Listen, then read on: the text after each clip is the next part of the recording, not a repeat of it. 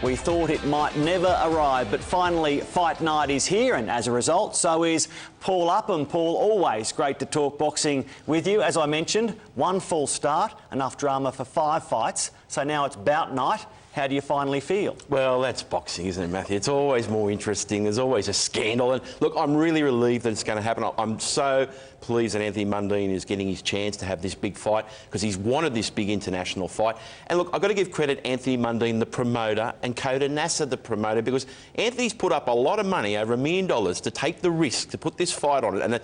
And as we know, promoters never going to get paid until we find out afterwards what the ticket sales are on the pay-per-view. So pleased the fight's happening. The fans are going to get a chance to watch a big fight because I don't know when another international big fight's going to be here in Sydney. So the fans need to support this fight tonight. Watch it on pay-per-view, pubs and clubs, or get out to the arena because I don't know when we're going to have an international Sugar Shane Mosley type fight here again. So let's savour it. What have you made of each boxer this week? Mosley, as we expected, humble and pretty constant. Mundine has been a bit more like a roller coaster, not talking one day. Happy to have a conversation the next, so take us through the body language from both. Well, first of all, let's make a point about Sugar Shane Mosley. There's some critics out there saying he's 42 years, he's over the hill, this is a mismatch and Mundine's going to win easy. I'll tell you now, Mosley is 42, but he's still very good. 13 years ago, I went and watched Shane Mosley train in Las Vegas in a small gym.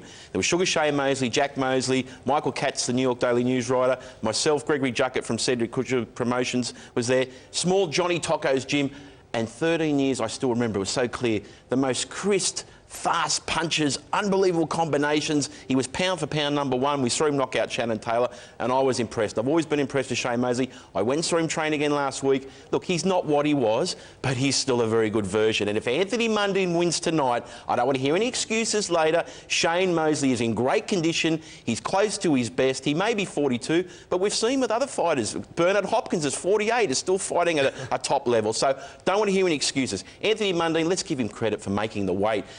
69 kilos. 13 years ago, he was playing rugby league at 89, 90 kilos. He's competing at the age of 38. 20 kilos less. That's a win in itself. You look at his body there. He's stripped right down to get to this weight.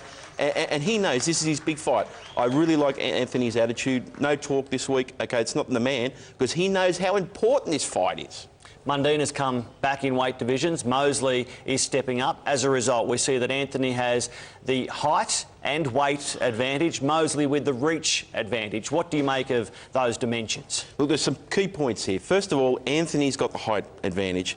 He's had to get down in weight. So we don't know until tonight, at the age of 38, how his body is going to recover 24 hours later. But if he can regenerate today and put a little bit more weight on, there's an advantage there.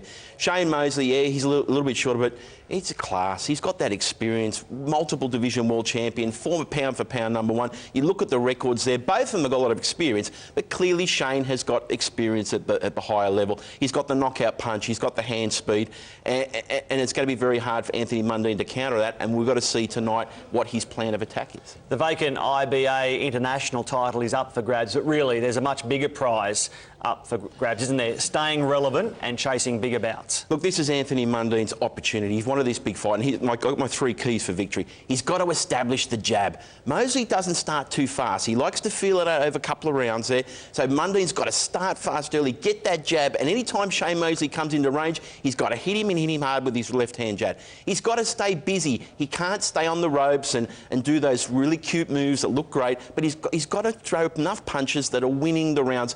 And 3, very important for Anthony's corner. We saw in the last fight with Daniel Gill, clearly he was losing the fight. The corner was telling him how great he was.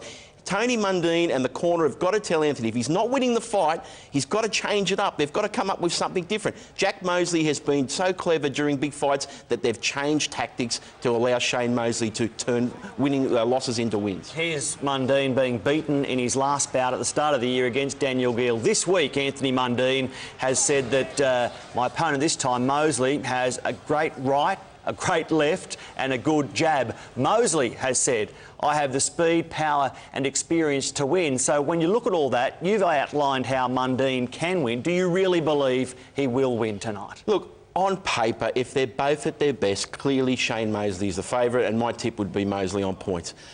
If Anthony Mundine gets hit on the chin by one of those fast combinations, Possibly he could be knocked out. He's got to defend really well, but he can't be too defensive that he's not winning the rounds. But here's 12 rounds for Anthony Mundine to establish and get a win that will stay with him for the rest of his career. Like Danny Green knocking out Roy Jones, here's a chance for Anthony Mundine to get that career victory that he's always wanted on top of the Danny Green victory.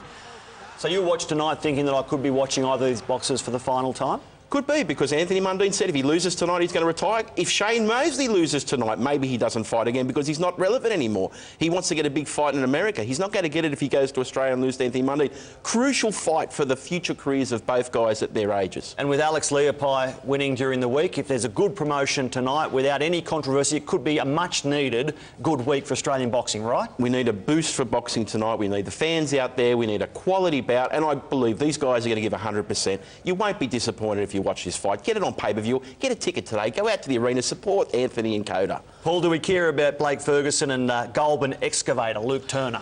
Look, it's a bit of a novelty. Blake's a really fantastic state of origin rugby league player. We look forward to seeing what has he got to offer. I've never seen him throw a punch. Maybe he's got some natural ability. We won't know until we see. Let's watch tonight. Blake against the Goulburn excavator. I love that description. I'm looking forward to the bout. Thanks for painting the picture with us. Great to be here, Matt.